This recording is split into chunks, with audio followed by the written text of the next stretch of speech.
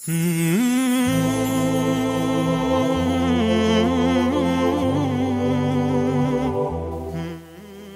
алейкум ва рахматуллахи ва баракатух. Үш күнде Құранға түсу әдістемесінің оқырмандары. Шаңырақтағы Бекет ата мешітінде Құран үйрену сабақтары тереңдетіп жүргізіліп жатыр.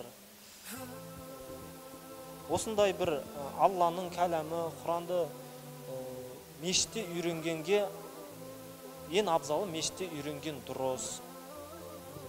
Біздің мешітте топ-тобымен бірнеше ұстаздарға бөлініп, кішкентай жас балалардан бастап, орта жас қарияларға дейін сабақтар жүргізіледі.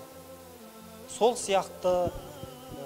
сияқты тек мешіттің ішінде ғана емес, мешіттің сыртында, яғни Қазақстан бойынша сабақ жүргізу тәсілін түсірмекшіміз. Енді бұның монтажына келетін болса, қатты мән бермейміз, қатты әрлеп сәндемейміз.